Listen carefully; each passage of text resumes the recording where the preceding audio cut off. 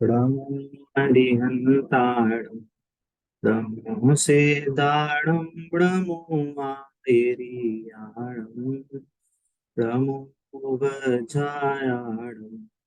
ब्रह्मोलोके सौसारूढम्।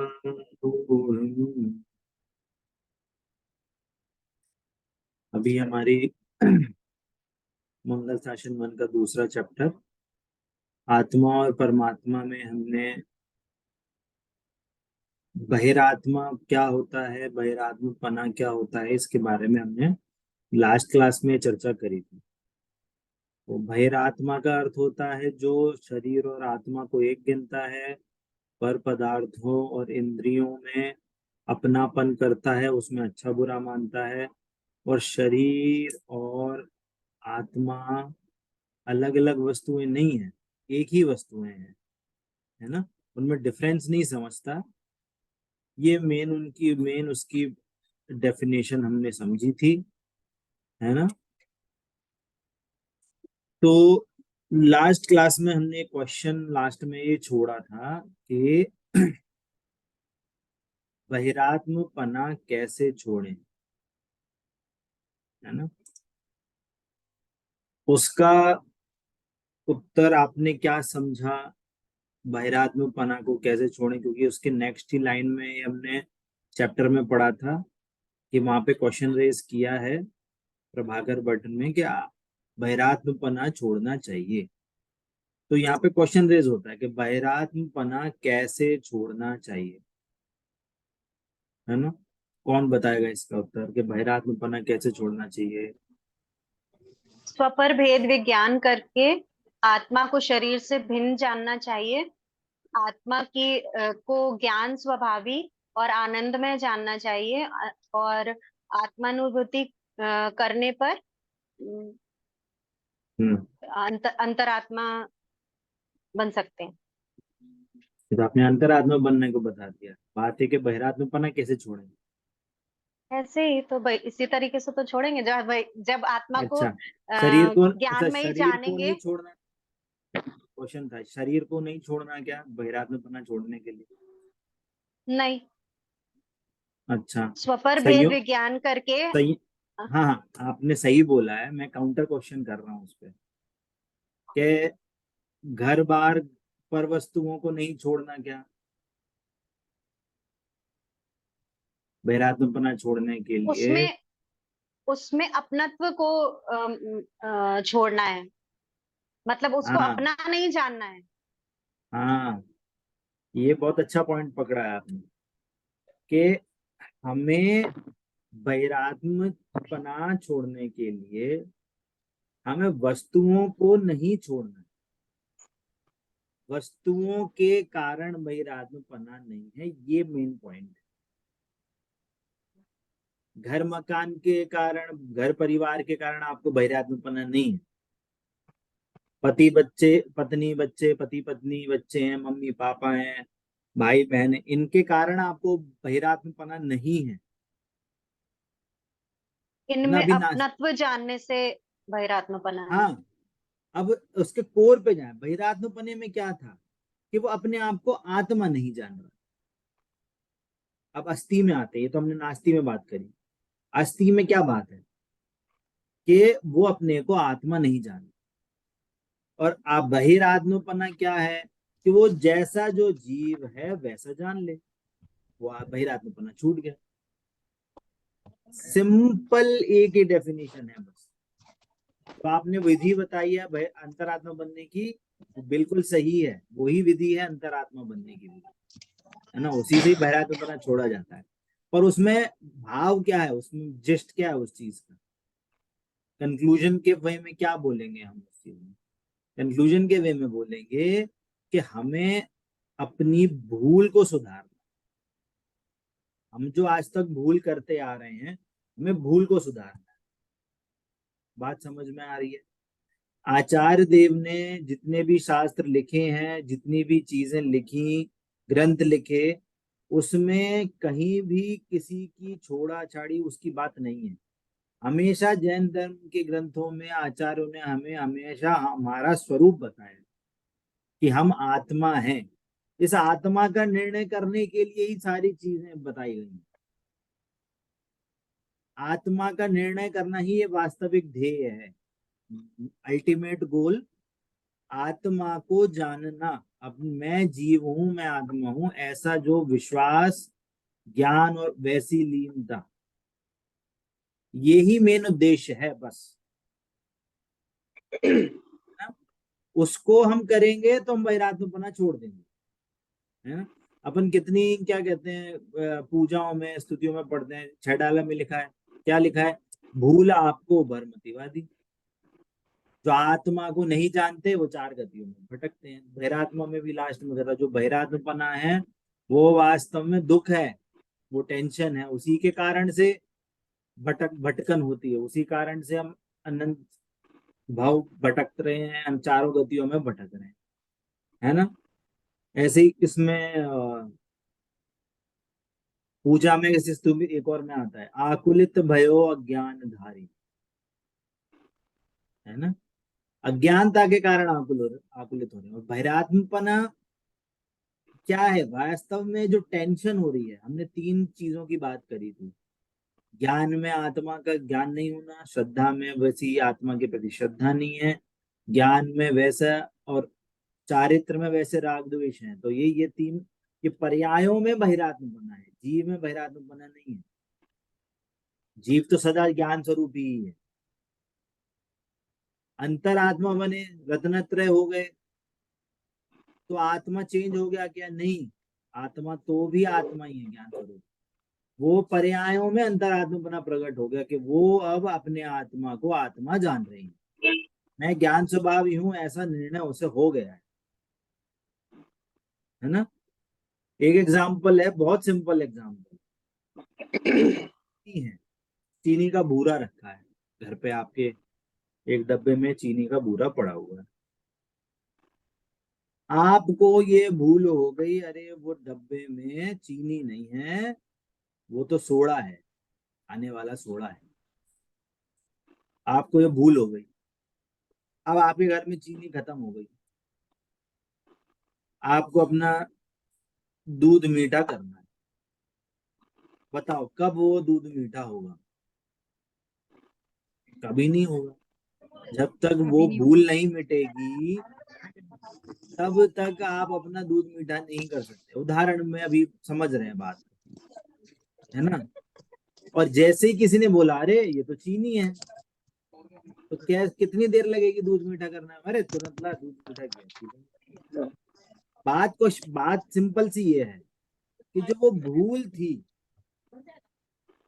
भूल के कारण हमको दुख और टेंशन होता है, अरे कहाँ से लाएं चीनी, अब बाहर जाना पड़ेगा, मार्केट जाना पड़ेगा, लेके आना पड़ेगा, क्या करें, दूध मीठा कैसे करें।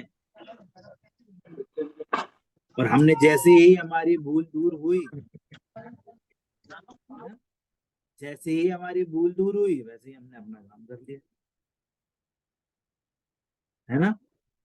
तो यहाँ पे इस चैप्टर में हमारे को बस यही एक कहना चाहिए, गोल समझना चाहिए हमको यहाँ पे, कि हमारा जो भूल है, हमारी भूल है जो हमारी, उसको हमें सही करना है,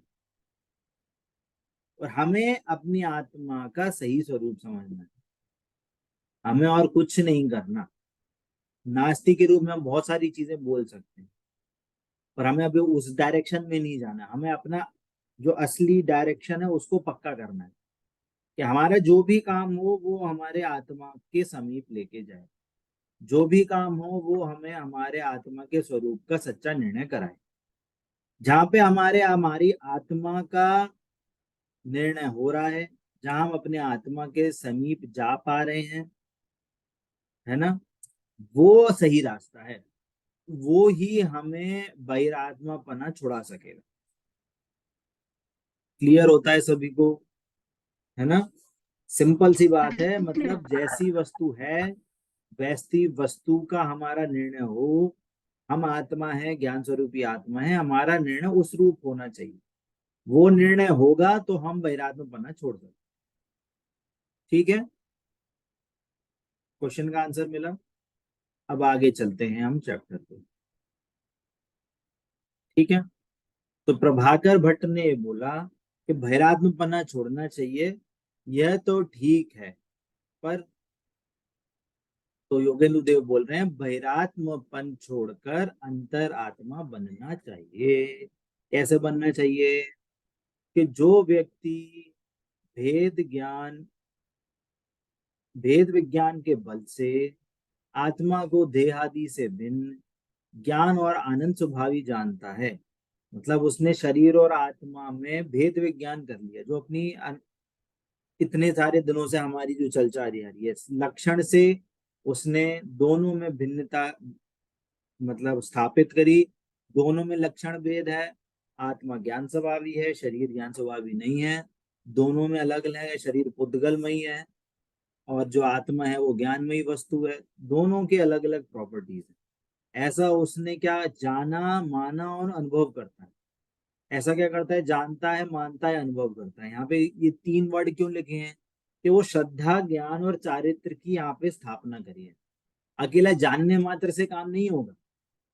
जानना है, वैसी श्रद्धा भी करनी है, वैसे अनुभव भी करना है। अनुभव करना है, इसका दूसरे वर्ड में मीनिंग कहें कि उस वस्तु का हमें आनंद हो गया, उस कार्य का हमें आनंद हो गया, निश्चिंतता प्रकट हुई, हमारा भय खत्म हो गया, जन्म मरण का भय खत्म हो गया, उस रूप में हमारा आनंद प्रकट हुआ, तो मतलब वो हमें अनुभव प्रकट हुआ। ठीक है, तो वह ज्ञानी सम्यक दृष्टि आत्मा ही अंतर आत्मा है। ठीक है, आत्मा में ही आत्मपन अर्थात अपनापन मानने के कारण तथा आत्मा के अतिरिक्त अन्य किसी में भी अपनेपन की मान्यता छोड़ देने के कारण वह अंतरात्मा कहला। क्लियर होता है सभी को? जी भैया जी। अंतरात्मा, अंतरात्मा किसको कह रहे हैं? अंतरात्मा किसको कह रहे हैं?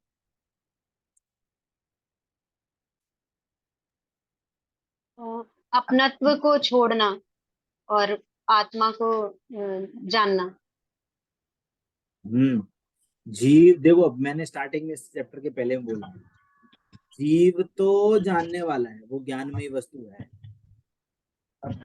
इस डेफिनेशन को कभी नहीं मिटाना है यहाँ पे, ये हमेशा ऐड करके रखना है हर किसी की परिभाषा में। जीव तो है वास्तव में ज्ञान में, परंतु जो जीव अपने ऐसे स्वरूप को जानता है तो वह अंतरात्मा कहलाता है। तो वो जो श्रद्धा ज्ञान चारित्र में जो सम्यक परिणामन शुरू हो गया,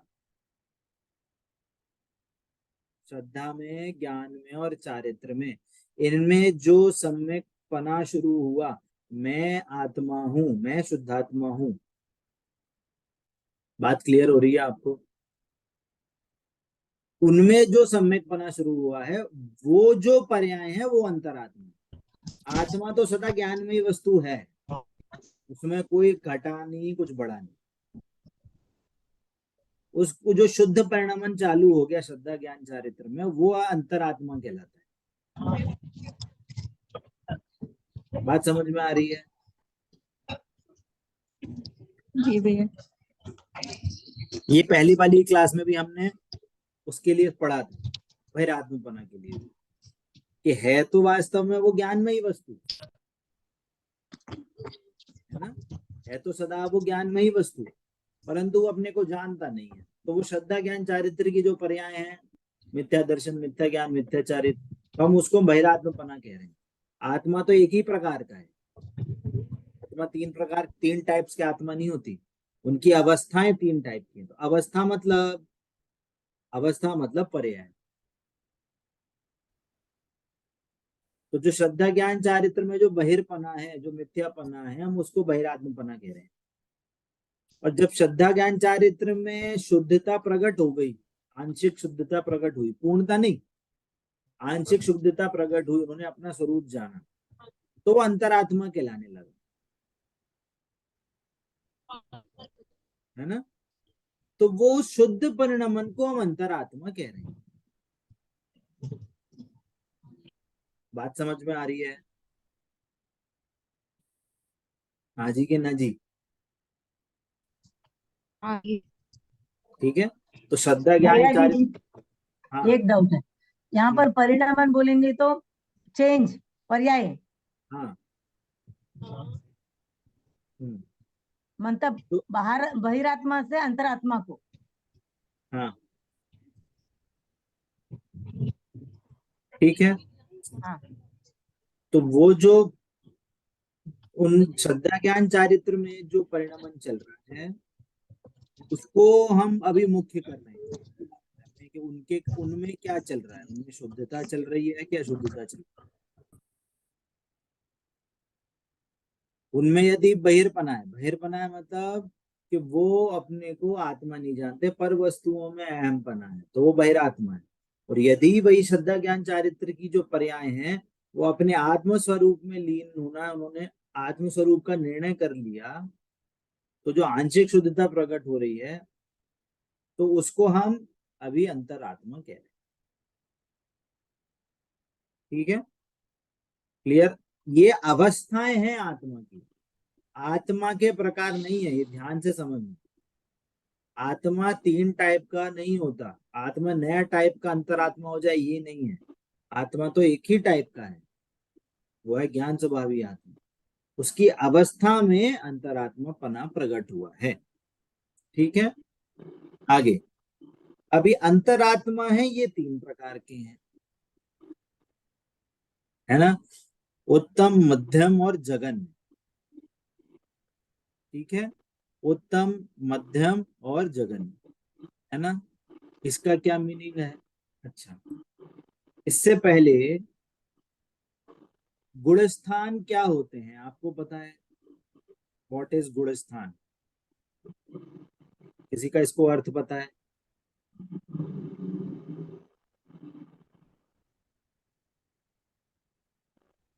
वो बता सकता है गुण स्थान क्या होता है? व्हाट इज गुण स्थान? बोलते ना कि भारत चक्रवर्ती हैं 14 गुण स्थान वर्ती हैं, चौथे गुण स्थान वर्ती हैं। अनंत भगवान है वो 13 गुण स्थान वर्ती होते हैं, है मतलब ना। गुण स्थान 14 होते हैं। हाँ, और अपने जैसे हम लोग अभी पहले ही गुण स्थान में ही है। ये तो गुण स्थान साथ मतलब क्या होता है? तो अपने उन क्या बोल उसका अर्थ नहीं बोलते बन रहा। कोई बता अपनी सकता है गुण स्थान? हाँ, कैटेगरी, किसकी कैटेगरी? अपनी खुद की, नहीं, किस चीज की कैटेगरी? अपने किससे कैटेगरी? आत्मा के जैसा जैसा स्थिति होगी अपनी, जो उसके अनुसार अपन गुणस्थान चढ़ते उतरते हैं। अच्छा, और कोई? थोड़ा थोड़ा पास में है आप उसके, और कोई बता सकता है इसको? बताइए। अमिता जी, मधु जी, प्रतीक्षा जी, जो भी आपको आपको जो नॉलेज में आता हो कि हाँ गुण स्थान का मतलब ये होता है मेरी एंगल से, फिर मैं उसके हिसाब से आपको डेफिनेशन बताऊं। आत्मा के गुणों में जैसे जैसे मतलब शुद्धता, पर्यायों में जैसे जैसे शुद्धता प्रकट होती जाती है वैसे वैसे ऊपर लेवल अप होता जाता है, तो उसी के अकॉर्डिंगली गुण स्थान सेट होते बिल्कुल हैं। बढ़िया। हाँ बिल्कुल सही। और कोई? अच्छा बोला आपने। और कोई ट्राई करेगा? मैं जी इन्हीं से सहमत हूँ मैं भाभी हाँ, से। नहीं एकदम सही बोला है उन्होंने कि जैसी जैसी शुद्धता बढ़ रही है वैसे वैसे गुण स्थान अब होता है ना। पर ये भी उससे एक एंगल से कह सकते हैं, पर इसको बहुत ही सरल शब्दों में बोला जाता है पर कि, गुण स्थान की एक्चुअल परिभाषा मतलब उसको क्या बोलेंगे, किसी को अगर एक्सप्लेन करना हो कि गुण स्थान क्या होता है तो उसको क्या बता रहा हूँ बोलेंगे? ना, मैं अभी शास्त्रीय चीजों में नहीं जा रहा, आपको गुणस्थान का मीनिंग भाव पता होना चाहिए। अभी गुणस्थान की चर्चा नहीं है इसलिए अपन डिटेल में नहीं पढ़ रहे। नेक्स्ट वाला जो अपना शासन 2 आएगा वहां पे गुणस्थान आदि की चर्चा है, तब वहां पे डिटेल से अच्छे से समझेंगे। अभी आपको एक गुणस्थान का एक मीनिंग समझाना है कि मतलब क्या होता है गुणस्थान। गुणस्थान का मतलब होता है स्टेज ऑफ, या ऐसा कहें stage of purity, state of purity, stage नहीं, स्टेट ऑफ प्योरिटी या स्टेट ऑफ इम्प्योरिटी। अशुद्धता की स्टेट कहो या शुद्धता की, वो एक ही बात है ना।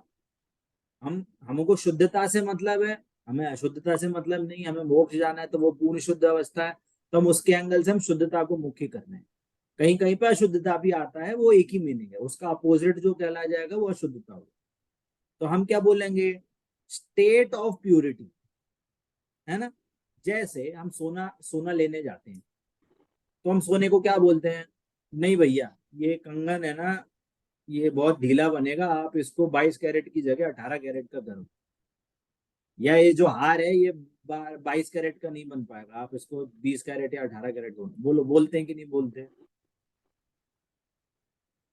या अपन सब लेने जाते तो नीचे लिखा रहता है कितने कैरेट का है।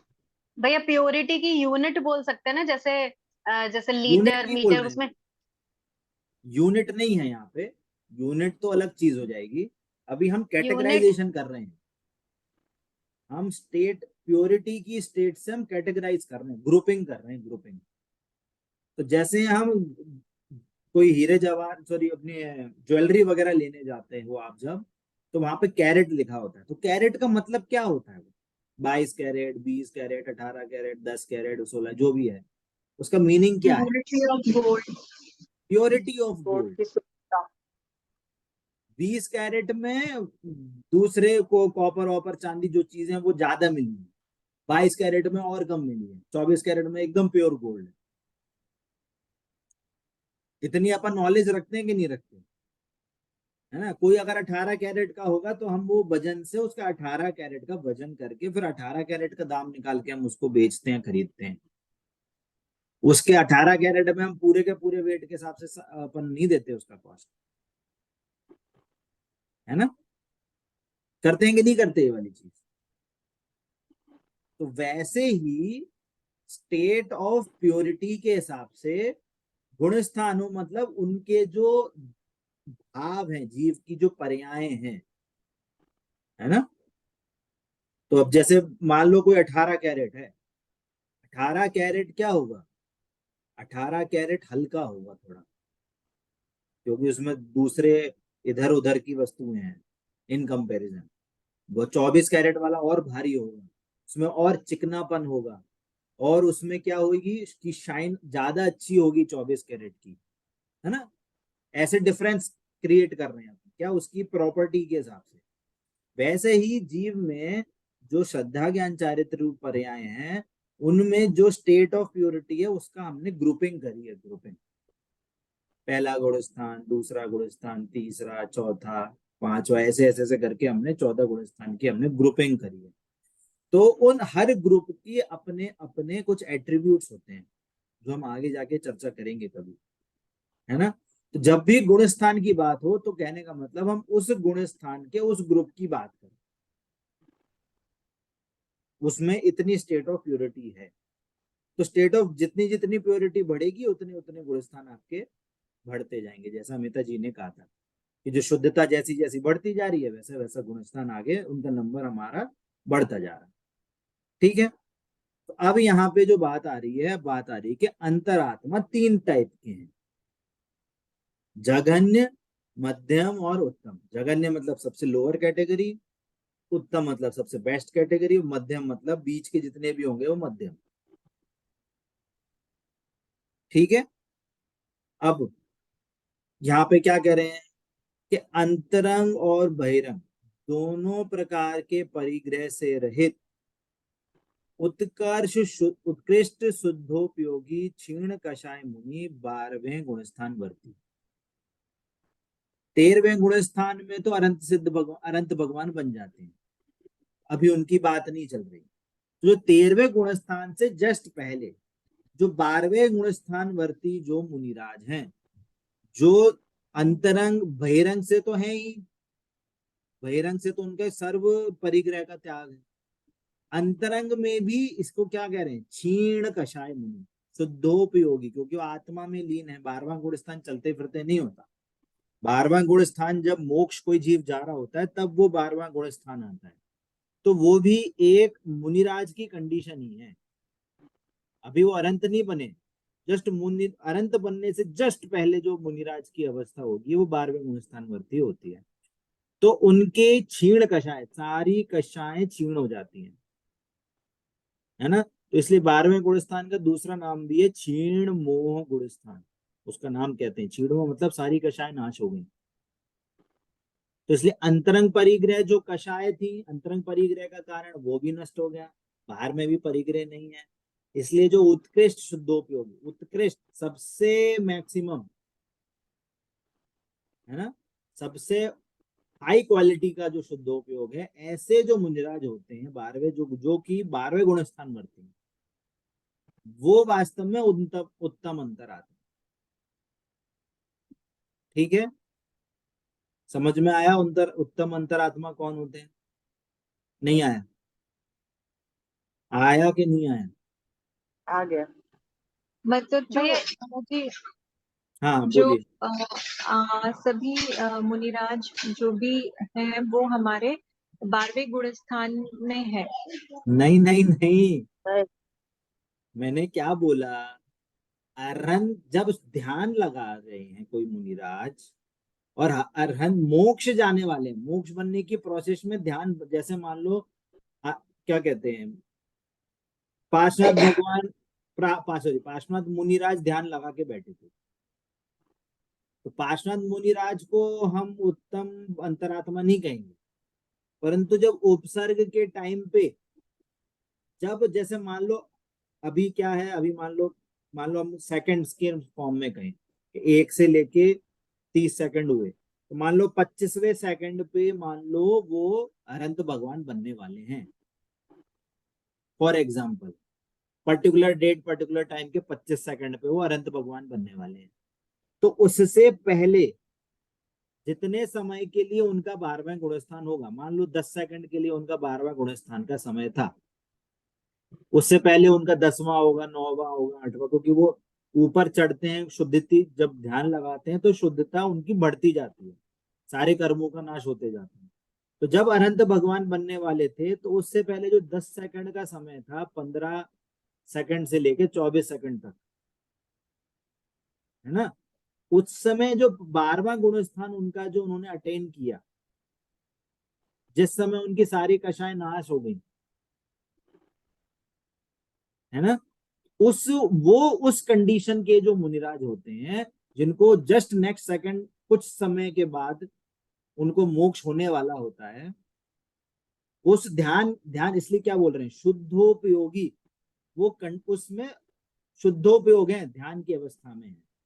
चलते, अभी मैंने स्टार्टिंग में बोलता, चलते फिरते मुनिराज की बात नहीं चल रही है, जिनको जस्ट कुछ समय बाद मोक्ष होने वाला है, ऐसे मुनिराज जो 12वें गुण स्थानवर्ती होते हैं, वो उत्तम अंतरात्मा। बात समझ में आ रही है? जी भैया जी, जिन्होंने जस्ट कषाय का नाश कर लिया हाँ, और वो और जस्ट कुछ सेकंड में अरहंत बस अवस्था। भगवान बनने वाले हैं, हाँ ठीक है। ऐसे जो 12वें गुण स्थानवर्ती होते हैं, उसको 12वां गुण स्थान बोला जाता है ना। तो उन उन मुनिराज को हम उत्तम अंतरात्मा कह रहे हैं, क्योंकि वो जस्ट अभी भगवान नहीं बने, पर अभी नॉर्मल क्या कहते हैं, मुनिराज की कंडीशन में ही है, जस्ट कुछ सेकंड्स में वो भगवान बनेंगे, तो उनका परमोदारिक शरीर हो जाएगा, बाकी सारी उनको अनंत चतुष्टय प्रकट हो जाएंगे, सारी पूर्ण शुद्धता प्रकट हो जाएगी, तो वो अनंत भगवान हो गए, वो अलग बात है। पर उससे जस्ट कुछ सेकंड पहले जो मुनिराज ध्यान की अवस्था में थे, 12वें गुण स्थान में थे, उनको हम उत्तम अंतरात्मा कह रहे हैं। ठीक है, क्लियर हो रहा है? अमिता जी, आपको कुछ क्वेश्चन था?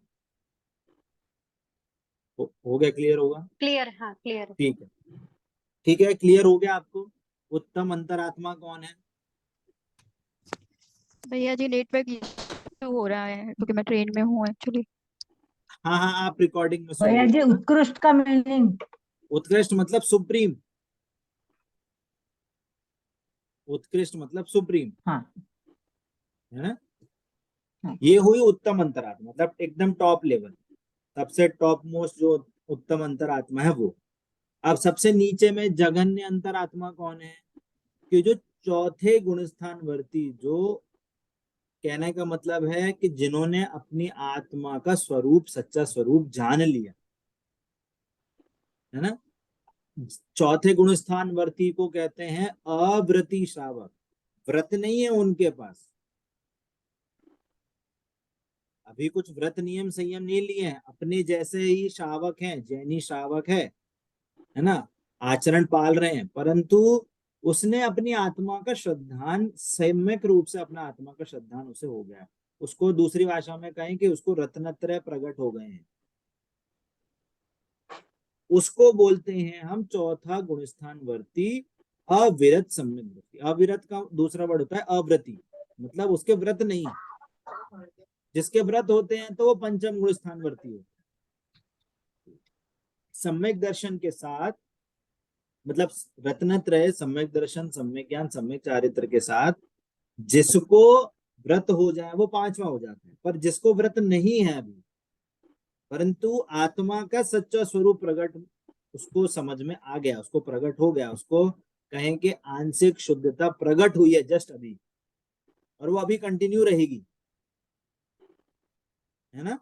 तो जो चौथे गुण, जैसे हम एग्जांपल लेते हैं भरत चक्रवर्ती, भरत चक्रवर्ती के पास व्रत नहीं थे। व्रत होते तो 96,000 रानियां से शादी नहीं करते, इतनी बड़ी उनको संपदा नहीं होती, इतने घोड़े गाड़ी हाथी बैल घोड़ा जितनी भी चीजें थे वो संपदा उनके पास नहीं हो सकती थी, क्योंकि वो अभी अव्रती हैं। परंतु वो अपने आत्मा का श्रद्धान है, उनको अपने अपने स्वरूप का श्रद्धान है, उनको अपने आत्मा में उनको आनंद है, आत्मा के प्रति उनको निशंकता है, आत्मा के स्वरूप के प्रति। तो भरत चक्रवर्ती चौथे गुण स्थान, भैया जी, और जिसने अणुव्रत ले लिया है वो कितने वो गुण स्थान पांचवा, पे होगा? वो पांचवा गुण पांचवा। स्थान। ठीक है, अभी हमें उसकी बात नहीं करनी कि पांचवे में क्या होता है, अभी बात है चौथे की। ठीक है, नहीं, मैं तो जनरली है ना। अभी गुण स्थानों की चर्चा अपन नेक्स्ट क्लासेस में करेंगे। नेक्स्ट क्लास मतलब नेक्स्ट हमारे पास जब जो सेशन 2 आएगा या उसके आगे की चैप्टर्स आएंगे तो वहां पे गुण स्थानों की चर्चा आएगी, तभी उसकी बात नहीं कर रहे हैं। ठीक है, तो जो चौथे गुण स्थान वर्ती है वो सबसे जघन्य, और जो उत्तम है वो जो 12वें गुण स्थान वर्ती, जस्ट जो अभी कुछ सेकंड्स में रक्त भगवान बनने वाले हैं, वो है उत्तम अंतरात्मा। ठीक है, अब उक्त और मध्यम दोनों, वाले भैया, हाँ? मध्यम वाले, वही तो मध्यम। बोल रहे हैं, उक्त दोनों की मध्य दशावर्ती देशवती श्रावक, मतलब पंचम गुणस्थान वर्ती जिनको अणुव्रत प्रकट हुए हैं, और जो मुनिराज हैं, मतलब छठवें से मुनिराज का गुणस्थान प्रकट होते हैं, तो छठवें से 11वें तक के जो मुनिराज हैं वो बीच में मध्यम अंतरात्मा है। भैया ठीक है, पांचवें गुण स्थान वालों को क्या बोलते हैं? मध्यम। चौथे से देखो, जहां गुणस्थान की बात है वो ग्रुपिंग आ गई। अब जब हम चौथे से ऊपर जा रहे हैं तो क्या हो रही है, शुद्धता बढ़ रही है। तो जघन्य से हम एक स्टेप ऊपर आ गए तो वो क्या, मध्यम हो गए। मध्यम ऐसे समझो कि हम जैसे हम बोले नहीं, कि, जैसे छठवें छठवें गुण स्थान से तो मुनिराज, तो हाँ, पांचवें गुण स्थान पे पांचवा श्रावक वाले है, वो श्रावक, श्रावक ही होते हैं। चौथे और पांचवें श्रावक। हाँ, ठीक है, इसलिए कहा है कि जो मध्य दशावर्ती हैं वो श्रावक और मुनिराज दोनों हैं, क्योंकि 5वें में श्रावक आते हैं और 6वें से ऊपर मुनिराज होते हैं। ठीक है, अब यहाँ पे पॉइंट ये है कि हम इनमें डिफरेंस क्यों कर रहे हैं, है ना। हमें इनमें डिफरेंस क्यों, हम इनमें ऐसे डिवाइडेशन क्यों कर रहे हैं, है ना। यहाँ पे भी समझने की बात यह है कि यहाँ पे जो कैटेगराइजेशन हो रहा है, यहाँ पे जो कैटेगराइजेशन हो रहा है वो वास्तव में कैटेगराइजेशन हो रहा है एज पर द क्वांटिटी, आनंद की जो क्वांटिटी है, मतलब शुद्धता की जो क्वांटिटी है उसके हिसाब से कैटेगराइजेशन हो रहा है। मतलब जो शुद्धता प्रकट हुई वो चौथे गुण स्थान वर्ती है, और भगवान से बनने से पहले की जो शुद्धता है वो एक्सट्रीम शुद्धता है, एज अ मतलब एज अ जो परमात्मा नहीं बने, वो एक एक्सट्रीम लेवल की शुद्धता है और ये स्टार्टिंग है। इसलिए बीच की जो क्या है वो सारे मिडिल वाली शुद्धता है। इसलिए जो ये शुद्धताएं हैं उनकी क्वांटिटी में डिफरेंस है, क्वालिटी एक ही टाइप की है। आनंद की जो क्वालिटी है वो एक ही टाइप की है, क्यों? उन्होंने आत्म स्वरूप जाना है ना, तो आत्मा की जो शुद्धता है वो क्वालिटी एक ही है, क्वांटिटी में डिफरेंस आया है। क्यों? अब क्वेश्चन रेज होना चाहिए, क्वालिटी सेम है, क्वांटिटी में डिफरेंस क्यों है? क्योंकि चौथे में हमने पहले बात करी थी कि जो कषाय हैं उनके 4 टाइप्स होते हैं, अनंतानुवृद्धि कषाय, अप्रत्यख्यानावर्णी कषाय, प्रत्यख्यानावर्णी कषाय और संजुलन कषाय। ठीक है, तो चौथे में अनंतानुबंधी कषाय का नाश हुआ है, इसलिए उतनी शुद्धता प्रकट हुई है। पांचवें में अप्रत्यज्ञानावरण कषाय का नाश हुआ है, और छठे में प्रत्यज्ञानावरण का कषाय का नाश हुआ है। इनकी तो धीरे धीरे उत्तरोत्तर शुद्धता प्रकट हुई, परंतु संजुलन जो कषाय है उसमें क्रोध मान माया लोभ जो है वो एक साथ नहीं जाते, इनमें स्टेपिंग आती है, वो धीरे धीरे धीरे करके जाते हैं, वो एक साथ नहीं जाते। जैसे चौथे में अप्रत्यज्ञानावरण की क्रोध मान माया लोभ, ये चारों कषायों का नाश होता है, एक साथ होता है। पांचवे में अप्रत्यज्ञानावरण के क्रोध मान माया लोभ का एक साथ नाश होता है। छठवें में अप्रत्यज्ञानावरण के क्रोध मान माया लोभ का एक साथ नाश होता है, परंतु संजुलन में स्टेप्स आते हैं, इसलिए गुणस्थान होते हैं, 7 8वां 9वां 10वां 11वां ऐसे स्टेप्स होते हैं। समझ में आ रही है बात? इसलिए जैसी जितनी जितनी कषाय का नाश होता जा रहा है उतना उतना आनंद बढ़ता जा रहा है, इसलिए उसमें ये कैटेगराइजेशन आ रहा है। बात समझ में आई? क्लियर हुआ सभी को ये कैटेगराइजेशन कैसे हो रहा जी है? भैया क्योंकि जी। ये क्वेश्चन आएगा कि कौन से ग्रुप में ज्यादा आनंद है और कौन से ग्रुप में कम आनंद है। मैं 2 कंडीशन दूंगा, है ना, मैं 2 कंडीशन अभी देता हूं एग्जांपल के रूप में। जैसे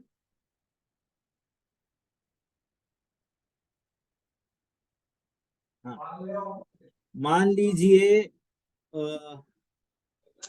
अरे हम इसको चालू पांचवा कर क्या? पांचवा गुण स्थान वर्ती है, श्रावक है, अणुव्रती है, परंतु उसको अपना जीवन यापन करना है तो बिजनेस करेगा, वो दुकान पे बैठा दुकानदारी कर रहा है, अरे ये काम करो, ये उठाओ वो उठाओ, ये गुस्सा कर रहा है, ऐसा कर रहा है वैसा कर रहा है। और एक चौथा गुण स्थान वर्ती है, वो सामायिक सामायिक कर रहा है और सामायिक में बैठा हुआ है।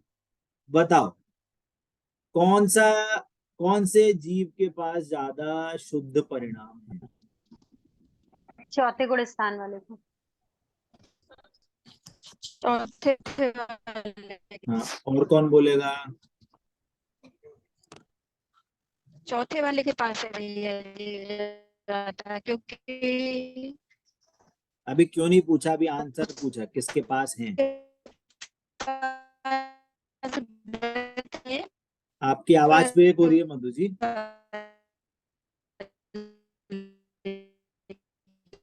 और कोई धर्मिष्ठा जी, प्रतीक्षा जी, आप कुछ बोलना चाहेंगे?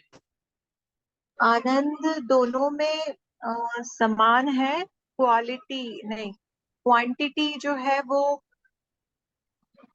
वैसे तो होना चाहिए पांचवे गुण स्थान वाले के पास, लेकिन अभी की परिस्थिति में लग रहा है कि चौथे के पास है, लेकिन है हेलो। शायद पांचवे के पास ही। आपने डेफिनेशन आपने पकड़ी अच्छे से, हमने अभी डेफिनेशन बोली थी, जैसे जैसे गुणस्थान बढ़ता है वैसे वैसे शुद्धता बढ़ती है।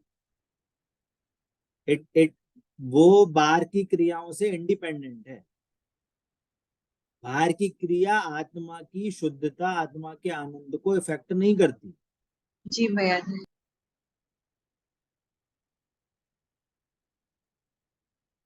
अगर तो कोई फिर मान लो, पांचवा ही गुण मैं इसका स्थान के। दूसरा एग्जांपल बोलता हूँ। अब मान लो कोई 5वें गुण स्थान में कोई सामायिक कर रहा है और मुनिराज मान लो आहारचर्या के लिए जा रहे हैं, किसके पास ज्यादा शुद्धता है? मुनिराज के मुनिराज के पास, बाद। अब मुनिराज के यहाँ से आ गए, क्योंकि वो वो तो आहारचर्या के लिए कहा रहे हैं। ध्यान में भी हाँ। लीन नहीं होते, और आश्चर्य का काम उनको पाबंद का कारण, उनको ध्यान से क्योंकि हटा। उनकी आंतरिक शुद्धता उनकी ज्यादा है। हाँ, उनकी आंतरिक शुद्धता उनकी ज्यादा है, बाहर की क्रिया से लेना देना नहीं है उसका।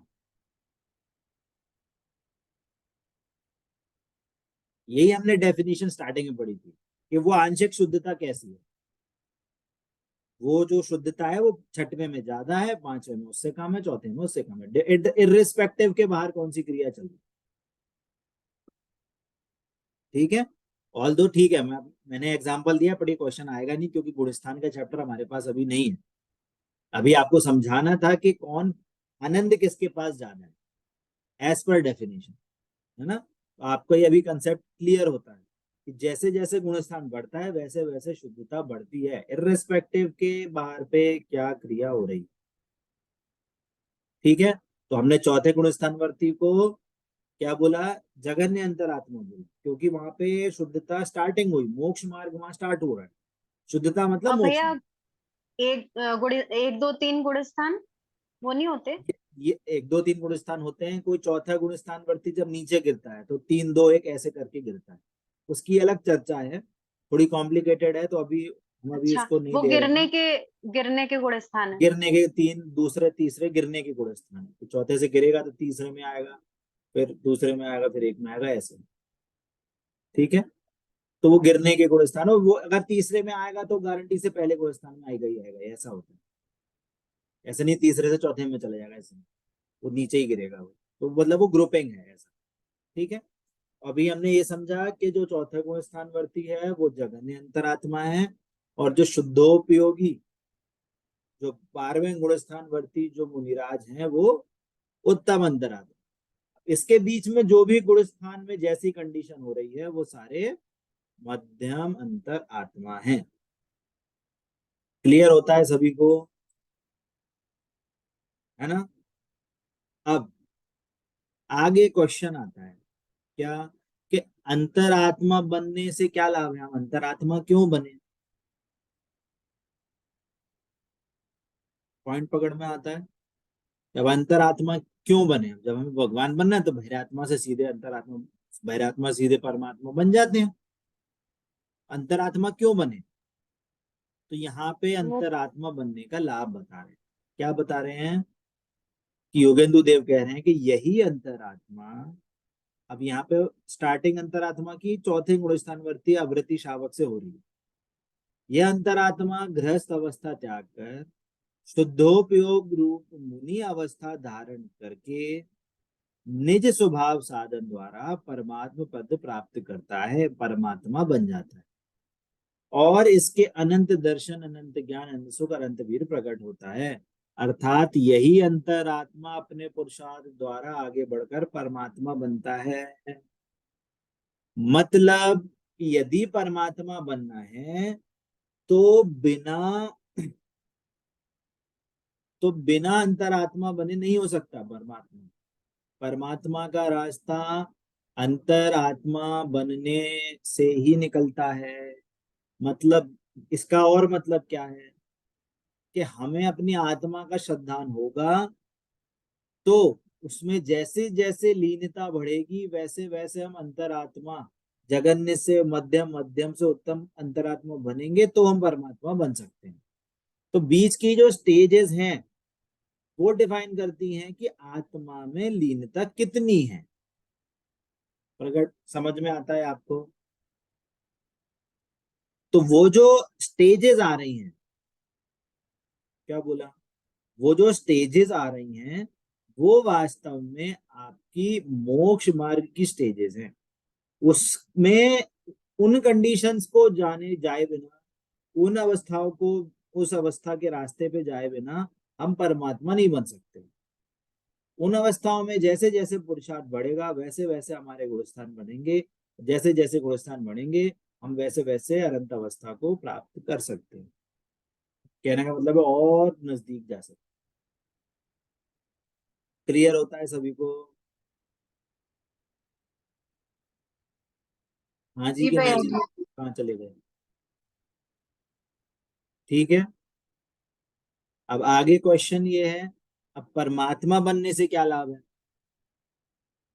चलो अंतरात्मा तो बन गए, हमने आत्मा को तो जान लिया, फिर हम परमात्मा क्यों बने? है ना? तो यहाँ कह रहे हैं कि प्रत्येक आत्मा सुखी होना चाहती, परमात्मा पूर्ण निराकुल होने से अनंत सुखी है। परमात्मा अर्थात पूर्ण सुखी अवस्था। ठीक है। अब यहाँ पे क्वेश्चन है कि जब परमात्मा बनते हैं आत्मा का उद्धार होता है, हाँ जी कि ना जी?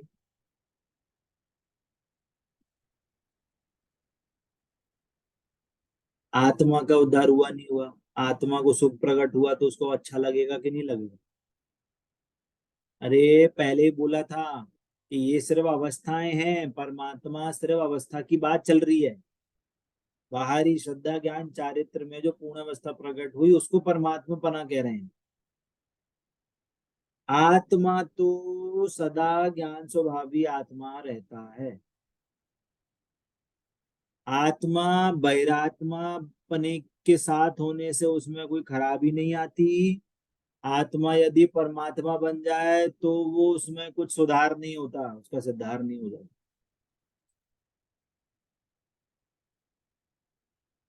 आत्मा बहिरात्मा बने के कारण उसमें कोई दो सींग नहीं निकल आते, और परमात्मा बनने पे उसपे कोई हीरे जवाहरात नहीं लगते।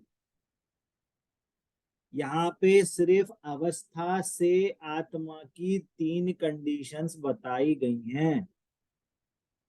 फिर से मैं इस चीज को दोहरा रहा हूं, परमात्मा से हम ये नहीं समझें कि आत्मा में कुछ बहुत ज्यादा बड़ी चीज हुई। हाँ हुई, शुद्धता पूर्ण शुद्धता प्रकट हुई, हम एक्सेप्ट कर रहे हैं, पर आत्मा में कोई एक्स्ट्रा ऑर्डिनरी काम हुआ हो कि आत्मा अपने स्वभाव से ही चेंज हुआ है, ऐसा नहीं हुआ। आत्मा अपना ज्ञान स्वभावी आत्मा वही काम करती रहेगी, उससे कोई चेंज नहीं होगा। आत्मा में पूर्ण शुद्धता प्रकट हुई है, इस अवस्था को परमात्मा बना कह रहे हैं। पर आत्मा तो ज्ञान स्वभावी ही है। बहिरात्मा थी तो भी ज्ञान स्वभावी थी, अंतरात्मा है तो भी ज्ञान स्वभावी थी, परमात्मा बन गई तो भी ज्ञान स्वभावी। इसलिए चैप्टर के स्टार्टिंग में लिखा था आत्मा तो एक ही टाइप की है, आत्मा की अवस्थाएं तीन प्रकार की, उस अवस्थाओं को कैटेगराइज करके हम बताएं। ठीक है। अब यहाँ परमात्मा के दो प्रकार कह रहे हैं, सकल परमात्मा और निकल परमात्मा। ठीक है। इस सकल का मतलब होता है शरीर सहित, और निकल का मतलब होता है शरीर रहित। ठीक है। इससे पहले मेरा एक क्वेश्चन है, पंच परमेष्टि में कितने परमेष्टि शरीर सहित हैं?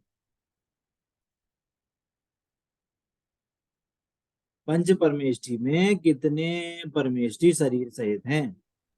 चार। चार। चार। अच्छा, इसके अलावा कोई और आंसर? अच्छा, हम शरीर सहित हैं कि हम शरीर रहित हैं? शरीर हमारा है कि भैया नहीं जी ये क्वेश्चन आप नहीं, हर सभी सेशन में पूछते हैं है? और मेरे ख्याल से सभी शरीर कोई भी रहित ही हैं। सभी सही शरीर रहित हैं। हम शरीर रहित हैं, हमारा शरीर नहीं है। बाकी पांच में से चार परमेष्टि शरीर वाले। ये क्या हो गया? ये तो चीटिंग हो गई। समझना यहाँ पे देखो, जिनवाणी में जो हिडन मीनिंग होते हैं ना, हम अगर यदि उसको समझेंगे ना तो हमें ये ऐसी कहते हैं कंफ्यूजन क्रिएट नहीं होगी। एक कंफ्यूजन क्रिएशन होता है कि हम सिद्धांतों, देखो जो जैन धर्म के सिद्धांत है ना वो हर जगह अप्लाई होते हैं। ऐसे नहीं होगा कि आपके साथ अलग अप्लाई होंगे, भगवान के साथ अलग अप्लाई होंगे, और मुंडराज होंगे उनको अलग अप्लाई होंगे, ऐसा नहीं है। जैन धर्म के सिद्धांत सबको एक जैसे अप्लाई होते हैं। यदि हम अगर शरीर रहित हैं, हमारा शरीर, तो अनंत भगवान के शरीर हो जाएगा। कंट्रोवर्सी है ना? अब समझिए कि हम उनको शरीर वाला क्यों कह रहे हैं और हमको शरीर रहित क्यों कह रहे हैं। वहां पे जो शरीर की बात करी गई है वो बताई गई है कि उस वहां पे शरीर का संयोग प्रेजेंट है, बस इतना सा ज्ञान कराना है, दैट्स इट।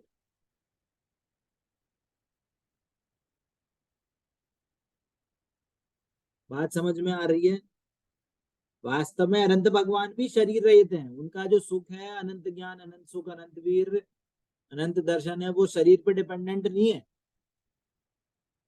वो शरीर से इंडिपेंडेंट है। तो पूर्ण रूप से शरीर उनका कोई कुछ करता धरता नहीं है।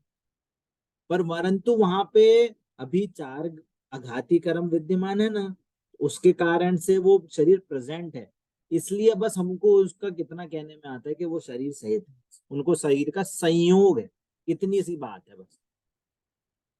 सिद्ध भगवान है, उनको सारे कर्मों का नाश हो गया, इसलिए शरीर का संयोग मिट गया है, संयोग मिटा है, उनका हुआ नहीं था। अनंत भगवान का शरीर नहीं है, अनंत भगवान को शरीर का संयोग है। संयोग के कारण आत्मा का शरीर नहीं हो जाता। हमारे हमको भी शरीर का संयोग है, हमें भी कर्म का संयोग है, पर हमारे में दिक्कत क्या है कि हम इसको अपना मान रहे हैं। तो इस मानने को छुड़ाने के लिए बोलते हैं कि शरीर तुम्हारा नहीं है। दोनों में चीजों में डिफरेंस समझ में आया हाजी के नाजी? जी भैया जी। वहां पे तो संयोग है, मात्र संयोग मात्र, कुछ एक 1% का भी रिलेशन नहीं है उस शरीर और आत्मा का अनंत भगवान को, क्योंकि बस संयोग है।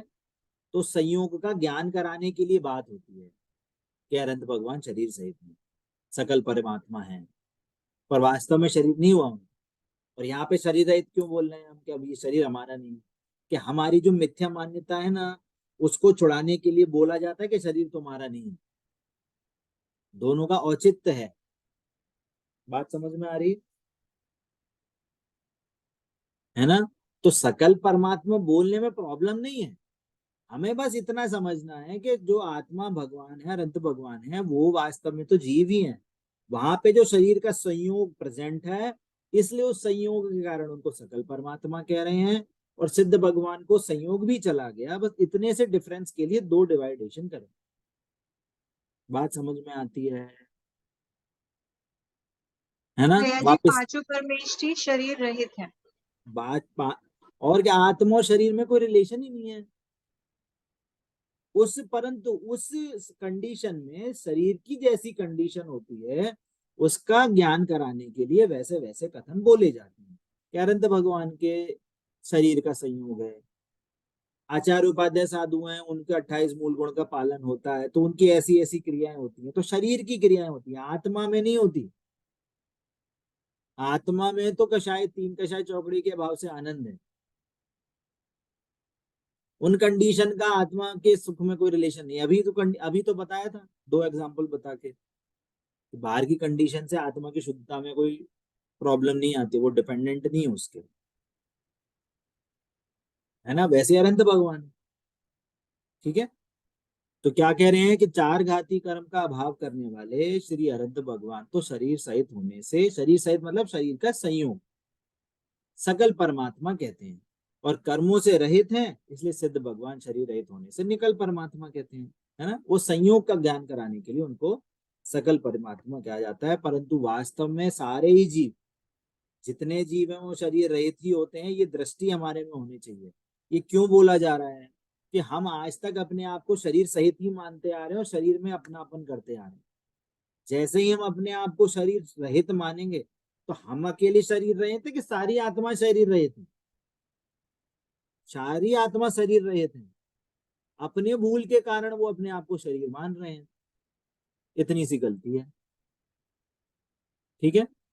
आगे, बहिरात्मा संसार मार्गी होने से बहिरात्मपना सर्वथा है। बहिरात्मपना मतलब दुख, टेंशन, है ना, भय, ये इसके पर्यायवाची है। पर बहिरात्मपना हमेशा दुखी होगा, टेंशन से सहित होगा, भयभीत होगा, और हमेशा इसलिए वो संसार मार्गी है क्योंकि चारों गतियों में घूम रहा है। क्यों? अपनी भूल के कारण। अंतरात्मा मुक्ति के मार्ग का पथिक है, वो मुक्ति मार्ग में चल रहा है, मतलब उसको शुद्धता प्रकट हुई है। 4थे गुण स्थान वर्ती से 12वें गुण स्थान तक जैसे जैसे उत्तरोत्तर बढ़ोतरी हो रही है, वैसे वैसे वो मोक्ष के समीप पहुंच रहा है, इसलिए उसको मुक्ति मार्ग का पथिक बोल रहे हैं। इसलिए अतः अंतरात्मपन कथनचित उपादेय है। कथनचित मतलब क्योंकि वो एक प्रोसेस में एक स्टेप आ रहा है, इसलिए वो कथनचित उपादेय है। अब कथनचित उपादेय क्यों बोल रहे हैं कि उस स्टेज पे आए बिना हम भगवान नहीं बन सकते। और पूर्ण उपादेय क्यों नहीं बोल रहे कि उस स्टेज को छोड़े बिना हम भगवान नहीं बन सकते, उस स्टेज को छोड़ेंगे तब हम भगवान बनेंगे। इसलिए वो कथनचित उपादेय है और कथनचित उपादेय नहीं। और जो परमात्मपना है, अतीन्द्रिय सुख में जो अवस्था है, वो सर्वथा उपादेय है ना। अतः सबको पुरुषार्थ पूर्वक परात्मपना छोड़कर अंतरात्मा बनकर परमात्मा बनने की भावना करनी चाहिए। क्लियर हुआ सभी को? अंतरात्मा, बहिरात्मा, बहिरात्मा, अंतरात्मा और परमात्मा, है ना।